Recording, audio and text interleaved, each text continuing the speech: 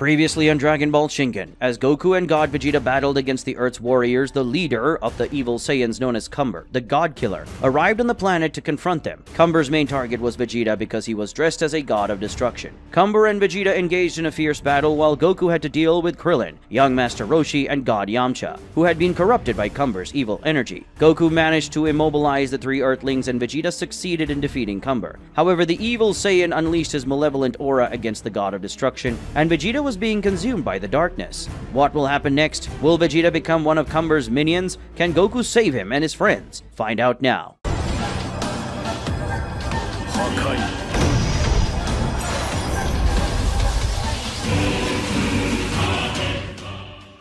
Episode 15, The Legendary Power of the Great Zalama. A small cloud of Cumber's malevolent power that had separated from his body advanced towards Vegeta, completely surrounding his body in a fraction of a second. Goku shouted in concern for Vegeta, who began screaming as the malevolent energy around him simply started seeping into his skin. While laughing, Cumber said that this pure evil power would take over his body and make him his slave. Vegeta fell to his knees, feeling extremely unwell as he tried to resist it. Goku grew extremely worried and asked if Vegeta was okay, but after a while, Vegeta stopped breathing and screaming, then stood up and looked at Goku. His gaze was filled with malice and a wicked smile escaping the god of destruction's mouth. "Oh no," Goku exclaimed. Cumber began laughing as he struggled to get up with his hands over his chest, which had been pierced by Vegeta while he was still in Uzaru form. Cumber told Goku that the more malice a person has in their heart, the harder it is to resist his malevolent power. For gods of destruction, it's nearly irresistible, since these deities harbor a lot of malevolence within them. But then something unexpected happens. Vegeta began emitting his destructive power intensely while straining. In just a few seconds, Cumber's malevolent energy that had entered his body through the skin started to be expelled. As it left Vegeta's skin, the malevolent energy simply vanished, as if being destroyed by Hakai. Cumber was in shock when he saw this and asked how the heck this was happening. Vegeta, after expelling the malevolent energy of the other Saiyan, said that his mastery of Hakai was so high that he simply destroyed Cumber's malevolent energy that had infiltrated his body. And he managed to do it without harming his own body. Impossible. How can someone have such mastery over such a voracious power? Cumber asked in great disbelief. Simple.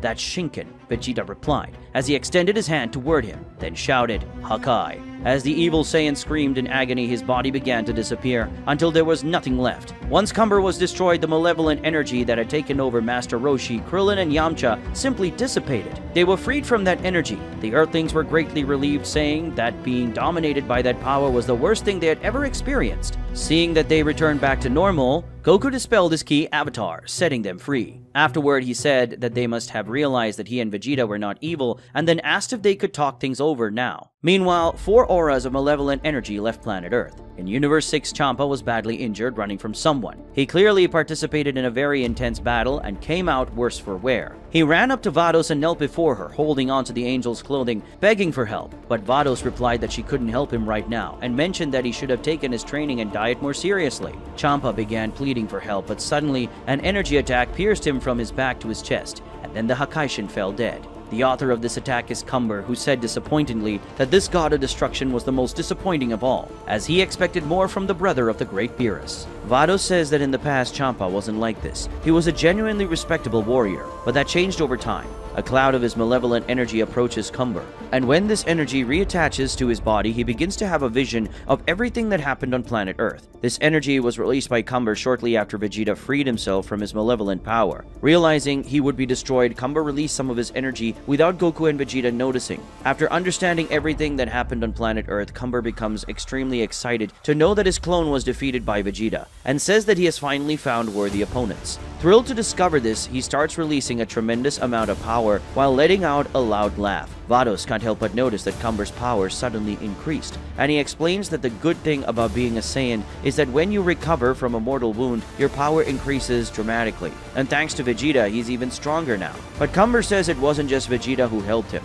Those 3 Earthlings who possess that very useful technique called Ultra Instinct will also be of great help. When he says this, another cloud of energy reaches him and merges with his body, and now Cumber also has Ultra Instinct. In Universe 4, another clone of Cumber is in a battle against Quitella, and this clone is getting the worst of it, as he is kneeling while Quitella is flying toward him, ready to deliver a punch that would be his final attack. But suddenly, a cloud of energy reaches Cumber and fuses with his body, and at that moment he majestically dodges Quitella's attack, evading the Universe 4 god of destruction, going behind him and piercing his arm through Quitella's back and chest. The rat deity is completely shocked and asks how he managed to do that, as only an angel could dodge an attack like that. Cumber corrects Quitella, saying that actually, the ones who could dodge like that are only an angel, some Earthlings, and now him. In Universe 12, Cumber has his hand around the neck of the god of destruction Jin, who curses him. When the fourth cloud of energy reaches him, this Cumber becomes ecstatic with power, and then simply breaks the neck of Universe 12's god of destruction while laughing and emanating his power.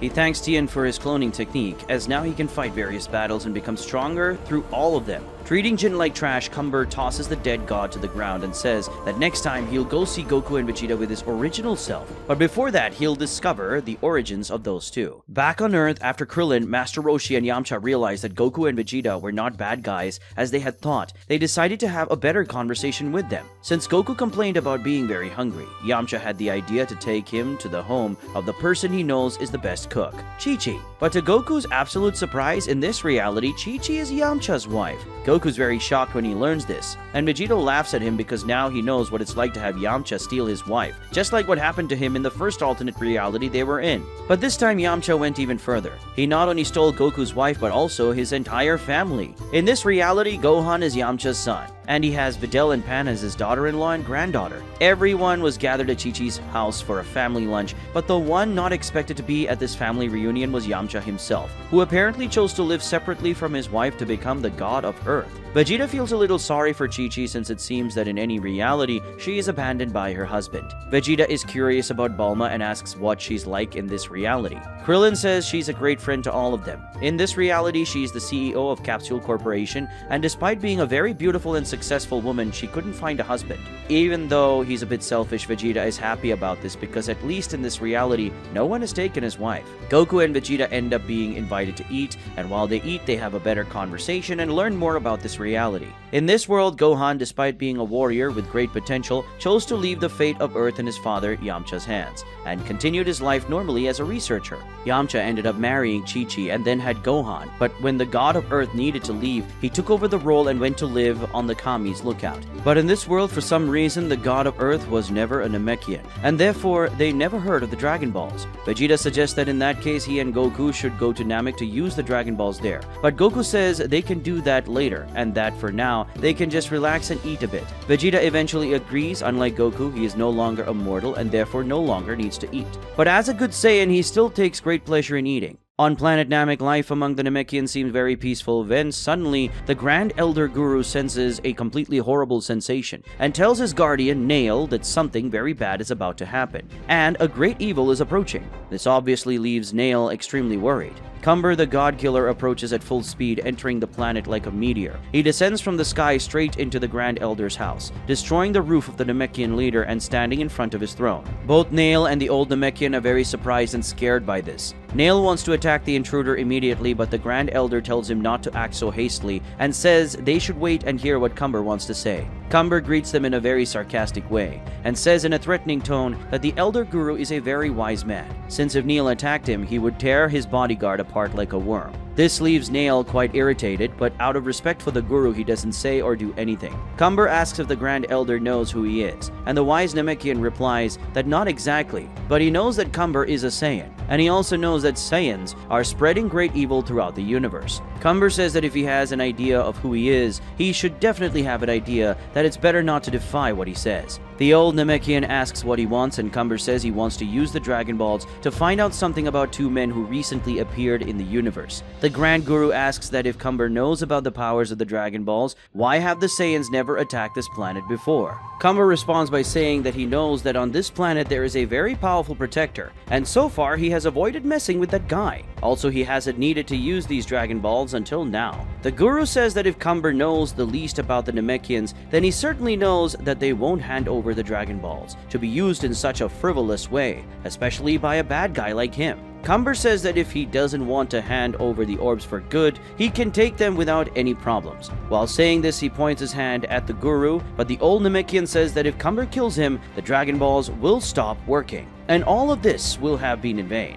However, Cumber says he knows that, and that he doesn't intend to kill the guru, but rather all the other Namekians on the planet. And he'll start with his bodyguard. Cumber turns his hand toward Nail and fires an energy beam at him. But to the Saiyan's surprise, the Namekian deflects his attack with a strike, causing the energy to destroy one of the walls of the house and fly away. Afterward, Nail extends his arm to reach Cumber with a punch right in the chest, making him destroy another wall and be thrown out of the Grand Elder's house, landing several meters away. Following this, Nail leaves the house and approaches Cumber, who's getting up from the ground. Cumber is quite surprised and admits that he didn't expect Nail to be able to counter his attack like that. Nail responds by saying that he is the most powerful mortal warrior on this planet and won't be defeated so easily. But Cumber is not sad about it. On the contrary, he's happy that he will get to fight a little. Cumber advances against Nail with a flying kick that the Namekian defends, but ends up getting knocked to the ground by the force of the kick. After that, Cumber tries to hit him on the ground with a punch, but Nail surprises him by shooting an energy blast from his mouth straight into the Saiyan's face, making him recoil. Nail then attacks with a direct kick to Cumber's abdomen, which Cumber resists well, grabs Nail's leg and spins him several times, and then throws him into a rock which shatters upon impact. Nail emerges from the rubble to attack Cumber with everything he's got, and the Saiyan goes toward him. When the two collide, Cumber wins the struggle by carrying Nail through the air and crashing into a mountain with him. Burying the Namekian in the rocks, the Saiyan punishes him with a sequence of punches, and these punches are so strong that the warrior's evil fist starts sinking the skin of the Grand Guru's protector with each impact. After that, he grabs one of Nail's arms while stepping on his face and then pulls the Namekian's arms off his body, making Nail scream in pain. Afterward, Cumber grabs the other arm and rips it off as well. Removing both of Nail's arms, he grabs the strongest mortal of Namek by the neck and begins to strangle him. He praises Nail because he is undoubtedly a very powerful guy, but unfortunately he is far from being an opponent for him. But Nail says it's not over yet, and then he makes two arms regenerate and stretches them to grab Cumber. While holding the Saiyan in a tight grip, Nail starts accumulating a very large amount of power, saying that if he can't defeat Cumber and stay alive, at least he'll defeat him by dying. Nail self-destructs in a massive explosion. Realizing what just happened, the Grand Guru mourns for his guardian. When the explosion ends, Nail has been completely reduced to pieces, with no trace of his body remaining. But Cumber, on the other hand, is completely intact, with only very minor injuries on his body. Even with his opponent already dead, he praises Nail, saying that he was a worthy warrior, despite having a completely useless death. But at that moment, someone appears behind him saying that Nail's death was not in vain, as he fulfilled his task well, which was to protect the Grand Guru and the rest of the people until he arrived. Cumber takes a good look at the newcomer, and that person is Piccolo. Cumber recognizes him, saying that he must be the supreme protector of this planet, Piccolo, the Namekian god. Piccolo confirms what Cumber just said and asks how he knows of his existence. Cumber says that the Namekian god is a legend among the gods, since even the gods of destruction fear him, the one known to be the heir to part of the great Zalama's power. Cumber says that the Namekian god is undoubtedly one of the most feared deities among all the universes, and is known to have completely extraordinary power. Piccolo says that if Cumber knows all this, he should have thought twice before coming to this planet. "Oh, I thought much more than twice, believe me," he replies to Piccolo, and then says that he wanted to go to Namek and steal their Dragon Balls for a long time, but he never felt prepared to face the great Namekian god, at least not until now. Piccolo asks why he waited until now and what changed. Cumber says that he simply feels ready for this challenge now. Cumber advances in the blink of an eye against Piccolo to land a punch, and Piccolo responds to this punch with an elbow strike. When hand and elbow collide, suddenly Cumber perceives a change in the reality around them and wonders what's happening. Piccolo takes advantage of this moment of surprise to move behind the Saiyan, grab him by the hair, and deliver a strong knee to his back. After doing that, he tosses Cumber into the air, extends his hand toward him, and releases a power sphere that upon impact creates a massive explosion in the Namek sky. But to Piccolo's surprise, Cumber appears behind him to attempt a strike. But Piccolo, despite the surprise, reacts well to the elbow by turning to grab the Saiyan's hand. Cumber, very curious, asks what he did just now with the reality around them. Piccolo responds by saying that he used his magical powers to take them to a parallel dimension inside the planet so that their fight wouldn't damage the real version of the planet. Very well, the Saiyan praises. But it's Piccolo's turn to ask a question. And his question is how Cumber escaped unscathed from that explosion. Cumber answers that he recently learned a very interesting ability called Ultra Instinct, and now hitting him won't be that simple. Cumber makes Piccolo release his hand by attempting a kick that the Namekian dodges by crouching down and then tries an upward punch against the Saiyan, who escapes the blow by performing a backflip, and then returning with a flying kick against Piccolo, who dodges it with a jump and then throws his turban at Cumber, who, when he grabs the turban, is simply thrown to the ground by its weight. What? Was he fighting with all that weight? The Saiyan wonders, impressed. Piccolo descends from his jump, attempting to stomp on Cumber, who rolls to the side to escape and then gets up, trying to hit Piccolo with an energy blast. Piccolo dodges to the side but then has to deal with a punch from Cumber, who advances towards him. Piccolo disappears in the blink of an eye, leaving only his cape for Cumber to punch. After that, he reappears behind the evil Saiyan attempting a head kick, but Cumber also manages to evade by crouching. Then the two begin an exchange of blows where Piccolo starts to feel at a disadvantage and begins to be cornered by the Saiyan strikes, until he's finally hit by one of his blows and backs away. Piccolo gets a bit irritated, complaining that it's somewhat difficult to hit Cumber because of this so-called Ultra Instinct ability. Cumber asks if that's all Piccolo has got and mentions that he was expecting more from the great Namekian god. But Piccolo smiles and says that this is just the beginning. Piccolo concentrates his power, unlocking his potential, losing the striations on his body at the same time that his musculature becomes slightly denser. After unlocking the potential of his body, he attacks Cumber again. And now the Saiyan realizes that the strength and speed of the Namekian god has improved considerably. Piccolo manages to land a blow that pushes Cumber away, and then he launches several energy balls at him, from which Cumber manages to dodge thanks to Ultra Instinct, performing various acrobatics and moving frantically both in the air and on the ground. But before Cumber could realize it, he was getting surrounded by Piccolo's power shots. Then he joined his arms while causing all those energy spears to hit Cumber in the center, creating a huge explosion. But this time was also thwarted as the leader of the evil Saiyan successfully defended himself by creating an energy dome around him.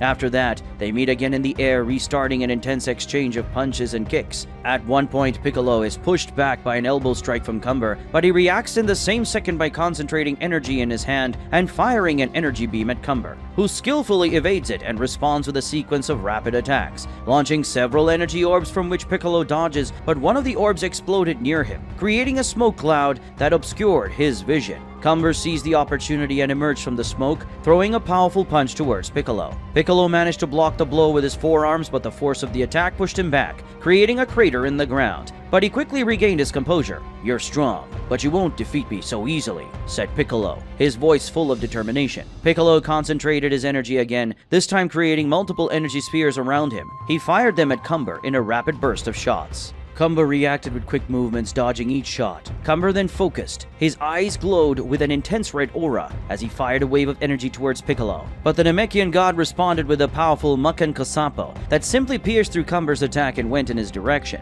Thanks to the agile reflexes of Ultra Instinct, he dodged, but not without receiving a grazing cut on his arm. Cumber praised the great power of the Namekian god, but said that he is also far from using his full power. The evil Saiyan created an artificial moon and launched it into the sky, then transformed into the Great Ape. This surprised Piccolo, who was even more surprised by the great speed of that giant being, which simply charged towards him at such a high speed that he couldn't react, and grabbed him in one of his hands, starting a very violent crushing. Cumber started to laugh and said that he is going to turn the great Namekian god into mush. But Piccolo said that not even in his wildest dreams that will happen. And then he unleashed his power in a completely surprising way, in a massive pillar of massive energy. Cumber was instantly pushed away by the pressure of this power. From this great pillar of energy, Piccolo revealed himself again, this time in his orange form, displaying exuberant muscles and an extremely threatening expression. After doing this, Piccolo said that if Cumber thinks he's special for being able to become giant, he better think again. The Namekian god begins to expand his size, instantly becoming as gigantic as the Great Ape.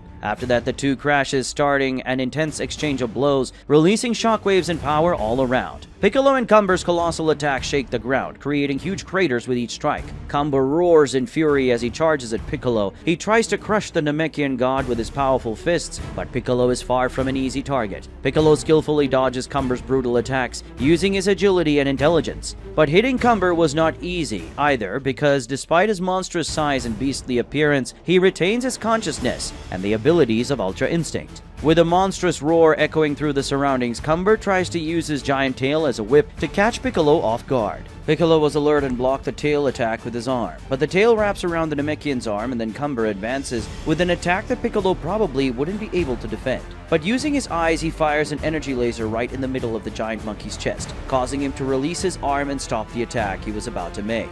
Piccolo takes advantage of this opening and charges at Cumber, bombarding him with a flurry of punches to the face, stunning the Ozaru. Realizing that his power was greatly inferior to his opponent's, Cumber shouts Kaioken, multiplying his power by 100 times. With a red aura surrounding his titanic body, he manages to balance things out a bit better with Piccolo, and the two engage in a balanced exchange of blows. At one point, Piccolo holds back one of Cumber's punches, and Cumber also holds back one of Piccolo's punches. With both of them locked in a hand-to-hand struggle, Cumber decides to resort to a powerful energy blast fired from his mouth. But Piccolo responds in kind, also launching a massive wave of power from his mouth. The attack collides between their faces, and the next moment, a completely gigantic explosion occurs. Back on Earth, Goku and Vegeta have just enjoyed the great meal prepared by Chi-Chi, and after that they decided it was finally time to continue their journey. They bid farewell to their friends from Earth, teleporting to planet Namek with instant transmission. After the explosion, a massive hole is created in that area. Piccolo, who's standing and already back to his normal size, reflects that if he hadn't taken this guy to this dimension, the planet would have been destroyed by that attack. Piccolo approaches Cumber, who is lying in the center of the crater. He has returned to his human form since the artificial moon was destroyed in that explosion. When Piccolo approaches, Cumber gets up. The Namekian tells him that he fought very well, but it's time to give up once and for all. But Cumber laughs at this and says that he's far from giving up. At that moment, he transforms into a Super Saiyan, but it's not just the regular Super Saiyan, it's the Super Saiyan enhanced by Kaioken by 100 times. Piccolo is very surprised by this, saying that this guy's power has increased tremendously. Cumber starts laughing and says that Piccolo hasn't seen anything of his power yet. Feeling the incredible power of this Saiyan, Piccolo says that in his current form, he won't even come close to defeating him. So it's time to go to the next level. What do you mean the next level? Cumber asks. And then the legendary warrior of Namek reveals, everything you've seen so far has been my power as a mortal. But from now on, I'm going to show you the true power of the Namekian god. After saying this, Piccolo begins to concentrate a tremendous amount of power in the form of light. And this light spreads throughout the surroundings, even temporarily blinding Cumber. When we can see him again, Cumber beholds a completely magnificent sight. The final form of the legendary warrior who possesses the power of the great dragon god, Zalama. Cumber the god killer now faces the powerful Namekian god Piccolo, who has just revealed his true power. Who will come out on top of this battle? The god of Namek or the god killer? And what will happen when Goku and Vegeta arrive on Namek? Find out in the next episodes of Dragon Ball Shinken.